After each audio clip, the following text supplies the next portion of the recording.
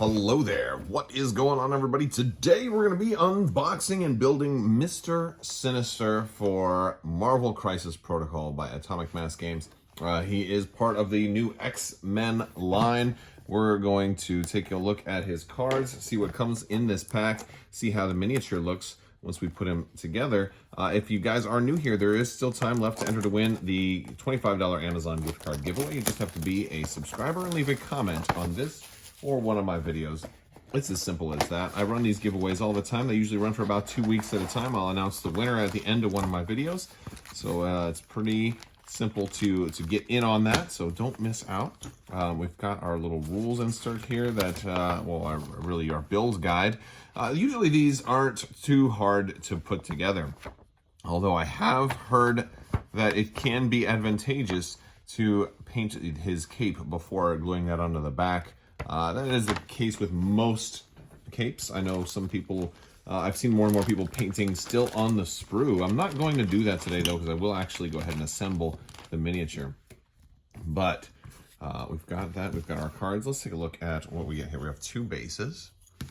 We've got our manhole cover base as well as our regular kind of sidewalk base. I've been doing some painting lately. I've still got paint on my hands. And then we have some interesting effects. So instead of a tactical rock, he's got a tactical cloning vat with some tactical smoke and tactical broken glass. We've got this cape, man. Check this cape out. It looks very, very cool, right? It looks like linguini. It's a linguini cape. So we've got that. We've got the bust right there. And there's our head for this dude. I always thought he was a vampire growing up because he kind of has that kind of Count Dracula kind of vibe going on, but that is apparently not the case. Oh man, and of course I just bent his little unit card while trying to open the Ziploc, or the little baggie here. All right, so let's take a look at his unit card.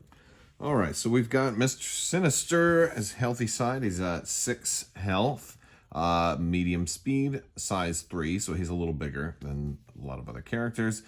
He's only going to cost 4, which isn't too bad for a I guess a single box character. You know, they tend to be sometimes a little more on the expensive side. He's 3, 3, and 4 for his defense. He has a basic strike. He's got genetic splicing, which is his beam weapon. It's a beam 4, so that's going to have a lot of hit potential.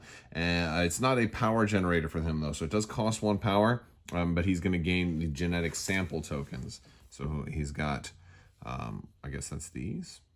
I don't know, yeah, because he can only have 3 of them at any given time. And he also has this awesome area attack, recombinant disintegration, and that's an area with an asterisk. It's going to be a range equal to the number of tokens he has. Since he can have 3, you're going to want to have 3 and do this and hit in like an area range 3 attack. 6 dice per. It costs 6 power, and it's got genetic burst. After the attack is resolved, each enemy within range of this suffers an additional damage. He's got engineered protection, 0 cost. Remove any number of genetic samples from this character. Remove 1 special condition from this character for each genetic sample token removed. You can do this only once per turn, which is very useful to be able to have. He's got genetic negation. You can choose an enemy character of 3 or less and remove a genetic sample token from this character. If you do, the chosen character gains the root special condition.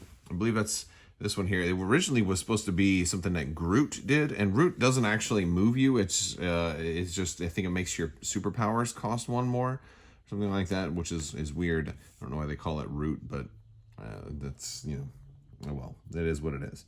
And we've got he's got a lot of superpowers. Such fun little playthings at 2 cost. Choose an enemy character within 3, and you may advance that character short range. The superpower can be used once per turn. Wow, so he doesn't have a throw. He can move people a little bit by manipulating them. And then he's got his regeneration. Whenever you're going to take damage, you can remove that many genetic samples and reduce the damage taken by that amount. He's got DNA database and then flight. So a lot of stuff, but he's really contingent upon getting some genetic samples. When we flip him over, he goes down to 5 health, and I think he's pretty much the same on that side. We've also, he's going to have some cards. He's going to start off with a 19. The Deadly Legacy Virus Cured. You're going to place 3 Legacy Curses shown. You're going to score a victory point for each Legacy Cure held by a character. So you're just going to, going to pick up the cures.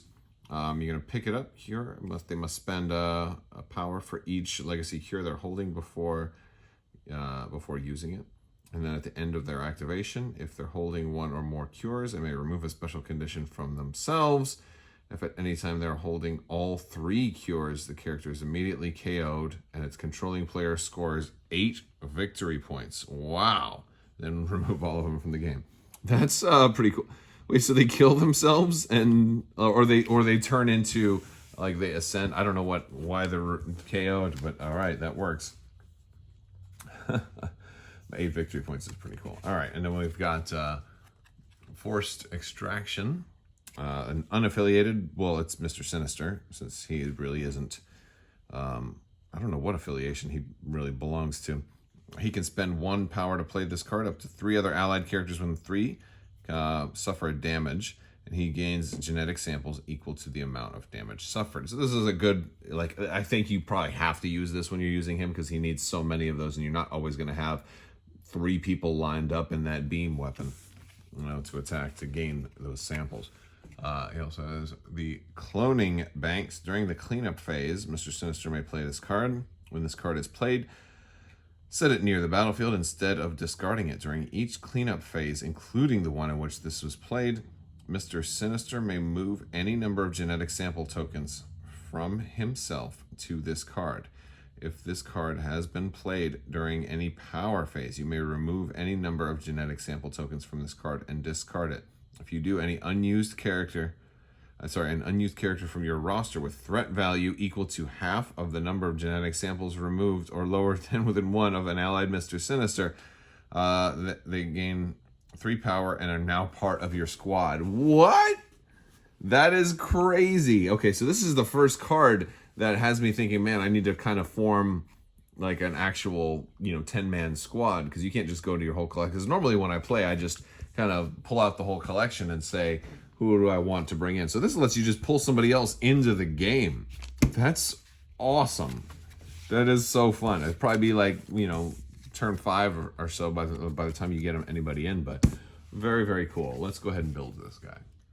All right, so I've put everything together with the exception of the cloak. I will show you the cloak here in just a minute, but yeah, he went together fairly easily. This guy was one of the more straightforward models I've seen. Only criticism I have is that his base has such a large part on it, and the only 2 bases that I got, or his leg here, has that canister that's coming out of. The only 2 bases that I've got have these huge pieces on there, which kind of inhibit your ability to place this on there. So I wish they would stop doing such big pieces that must go on the base if they're not going to give you a flat base for them to go on.